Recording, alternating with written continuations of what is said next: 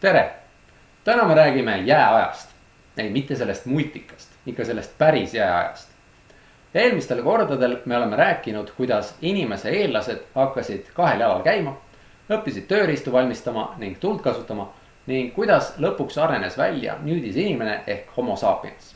Ja siis oli veel juttu sellest, kuidas tekkis keel, inimestel tekkis võime mõelda ja asju ette kujutada ja siis sündisid usund ja kunst ja kõik sellised värgid. Nii, läheme tagasi selle tule leiutamise või kasutuselevõtu juurde. Me rääkisime, et tuli andis sooja, mis võimaldas Aafrikast teistesse paikadesse välja rännata. Ja sellest rändamisest me nüüd hakkamegi rääkima.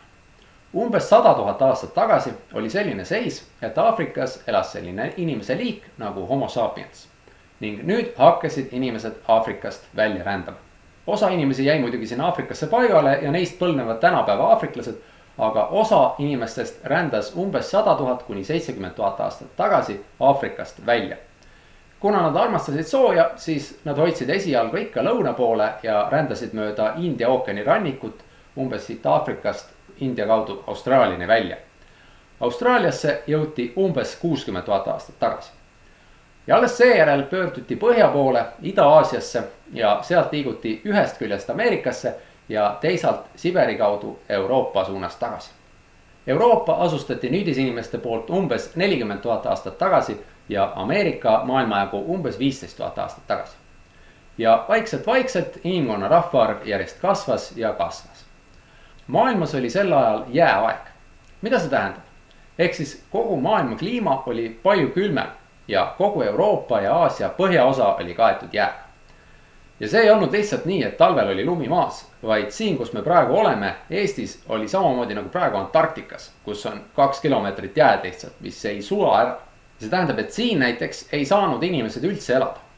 Ja kui siin oli selline nagu Antarktikas, siis Lõuna-Euroopas sai küll põhimõtteliselt elada, aga seal oli umbes niimoodi nagu praegu on Põhja-Soomes, et oli tundra. Puud eriti ei kasvanud, oli hästi külm ja ainult mingid põhjapõdrad passisid seal ja näksisid sammalt. Ja sellises kliimas ei ole eriti mõnus elada, eriti kui sa tuled Aafrikast, kus oli ka siis ikkagi suhteliselt soe.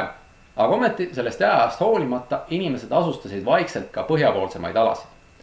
Õnneks oli inimestel mõtlemis- ja kujutusvõime ja seetõttu õppisid nad kiirelt selle külmaga kohanema. Näiteks asusid nad elama koobastesse, kus sai külma ja tuule eest varju, lõkke tegemisega sai sooja. Siis nad leiutasid näiteks rõivad, ehk siis esmalt aeti endale lihtsalt mingid loomanahad ümber keha, et soojem oleks. Aga siis umbes 12 000 aastat tagasi leiutati nõel, mis võimaldas need loomanahad omavahel kokku õmmelda. Ja esialgu tehti seda loomakõõlustega. Jah, sellist taimset niiti veel ei olnud, aga loomakõõlustega sai õmmelda need nahad kokku ja siis olid juba rõivad täitsa rõivaste moodi. Ja kogu see rändamine toimus ikka väga pika aja jooksul. See algas hiljemalt 70 000 aastat tagasi ja alles umbes 15 000 aastat tagasi olid kõik mandrid asustatud. Ja kuidas see toimus, ei olnud niimoodi, et kuule, läheks otsiks mingeid uusi ja huvitavaid maid. Davai, lähme nüüd maailma laiali, et sina lähed Euroopasse, mina lähen Austraaliasse. Vaid nad tahtsid süüa saada ja nende söök ehk loomad liikusid mõnele uuele maale. Ja siis nad olid, et vaadake, kuulge, söök läheb minema. Oi ei, ruttu, jookseme järgi. Ja see kõik toimus väga paljude inimpõlvede jooksul rohkem kui 50 000 aasta jooksul. Nii et inimesed ise ei saanud tõenäoliselt arugi, et toimub mingi rändamine. Selle puhul on põnev veel see, et sel ajal elas maailmas väga palju väga suuri loomi, kes on kas tänaseks välja surnud. Näiteks koopakaru, mammut, mõõkhambuline tiiger, see on seesama jääaja filmi Tiiger Diego. Või keda on väga väheks jäänud, näiteks piisonid. Aga nüüd, kui need tänapäeva inimesed või nüüdisinimesed või homo sapiensid uutesse kohtadesse rändasid ja nende loomadega kohtusid, siis tihtilugu järgnes sellele üsna kiiresti see, et need suured loomad surid välja. Ja teadlased arvavad, et selle taga oligi nüüdisinimene, kes oli tänu keelele ja mõtlemisvõimele muutunud väga võimsaks ja ohtlikuks. Ja ta lihtsalt kas küttis need loomad välja või mõnel pool pani näiteks põlema metsad, kus need loomad elasid, et ta saaks endale küttimiseks sobivat rohumaad. Ja niimoodi need loomad kahjuks surid välja ja tänapäeval me ei saa näiteks mingeid mammuteid enam näha kuskil. Aga nüüdisinimesed ei kohtunud mitte ainult loomadega. Kui nad maailma laiali rändasid, siis mitmes kohas avastasid nad, et nad ei olnud üksi. See on nagu õudusfilmis. See tähendab, et nad ei olnud ainsad inimesed. Sel ajal oli olemas veel ka teisi inimese liike, kes olid ka samamoodi nendest australopiteekustest arenenud, aga veidi teistmoodi ja teistes kohtades. ja mõned liigid olid juba natuke varem Aafrikast välja rännata jõudnud. Ehk siis kujutage ette nagu inimese moodi, aga lihtsalt teisest liigist teistsugune. No näiteks olid olemas kääbikud. No okei, mitte need kääbikud, sellised kääbikud. Neid liike ei ole enam tänapäeval alles, nad surid välja. Me oleme praegu ainus inimese liik. Kõik tänapäeva inimesed, olgu nad mehed või naised, tumeda või heleda nahavärviga, pikad või lühikesed, kõik on samast liigist. Kõik on homo sapiens. Neid teisi inimliike oli mitmeid, me kõigist rääkida ei jõua, aga kindlasti räägime neandertaallasest, keda tänapäeva inimene kohtas Euroopas. Siuke tüüp siis. Kas tundub erinev inimesest? Ega ta väga palju erinev ei olnudki. Aga kui lähemalt vaadata, siis natuke ikka on ka. Tema ülakeha lihased olid tugevamad, ta oli jässakam, tema nina oli laiem, tema kulmumõikad olid suuremad. Ta oli siuke tugev, kõik see oli vajalik selleks, et ta suudaks külmas kliimas ellu jääda ja et ta oleks piisavalt tugev, et suuri elukaid küttida. Ehk siis see jääaja Euroopa külm kliima oli mõjutanud nende neandertaallaste keha arengut, et see oli kohastunud just sellises kliimas elamiseks.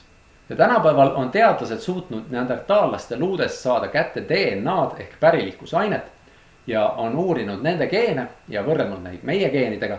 Ja nad on leidnud, et neandertaallased ja tänapäeva inimesed on millalgi kusagil kohtunud ja ka omavahel järglasi saanud. See käis ilmselt niimoodi, et neandertaallastest mehed kas vägivaldselt või äkki ka rahumeelselt said järglasi homo sapiensi naistega ja siis tuli segavereline laps. Ja siis see laps kasvas üles ja sai homo sapiensiga lapsi ja niimoodi kandusid need geenid põlvest põlve edasi. Ja kuigi neandertaallasi endid enam ei ole olemas, siis tänapäeval on kõigil Aafrikast väljaspool elavatel inimestel keskmiselt umbes 2% neandertaallase geene. Ehk siis me kõik oleme natuke neandertaallased. Kõige huvitavam küsimus on muidugi see, et mis juhtuks, kui neandertaallane kloonida. Tulevikus võib see reaalselt võimalikuks osutuda. Ja me võiksime teha näiteks eksperimendi, et kloonime neandertaallase ja paneme ta ühte perre elama ja vaatame, kui erinevaks ta meist kasvab. Ja kui tal oleks näiteks ülikond seljas, siis võib-olla keegi ei panekski tähele, et ta nii erinev on. Aga seda ilmselt ei tehta seetõttu, et see ei oleks tema suhtes ilus. Kui ta suuremaks kasvab, siis ta saaks aru, et ta on mingi teadlaste eksperiment, mingi Frankenstein ja et kõik vahivad teda ja tal oleks pigem kurb elu, eks ole. Igatahes nüüdis inimesed ja neandertaallased elasid Euroopas kõrvuti umbes ajavahemikus 40 000 aastat tagasi kuni 30 000 aastat tagasi. Aga ühtäkki umbes 30 000 aastat tagasi surid need neandertaallased välja. Samamoodi nagu need suured jääaja loomad. Me ei tea, miks see juhtus. Põhjuseid võib olla mitmeid. Üks seletus võib olla selles, et neandertaallaste keel ja mõtlemine polnud nii arenenud ning nad ei suutnud omavahel nii hästi koostööd teha ja ei suutnud kohaneda kliimamuutustega. Ja üks täiesti võimalik seletus on, et tänapäeva inimesed küttisid nad välja. Nad ju nägid ikkagi teistmoodi välja, eks ole. Ja te ilmselt teate isegi, et inimesed võivad olla väga pahatahtlikud ja hakata kiusama neid, kes on teistmoodi. Ja siis võidi lihtsalt suhtuda neandertaallastesse nagu loomadesse või isegi lihtsalt sellepärast ära tappa, et inimesed kartsid neid. Igatahes kurb, nüüd neid ei ole. Minu meelest oleks palju põnevam, kui me oleks tänapäeval ka mitut liiki inimesi. Aga mis teha? Ja nüüd ma siia lõppu räägiks veel natuke sellest, kuidas need nüüdis inimesed jääajal elasid. Erinevusi tänapäevaga oli muidugi palju, et ei olnud kõiksugu tehnoloogiat ja nii edasi. Aga väga oluline erinevus, mida mõista, oli see, et nende elu sõltus palju otsesemalt loodusest. Kui oli külm talv, siis selleks, et sooja saada, pidi leidma puid või midagi, mida põletada, eks ole. Kui neid ei olnud, siis sa võisidki reaalselt külma kätte ära surra.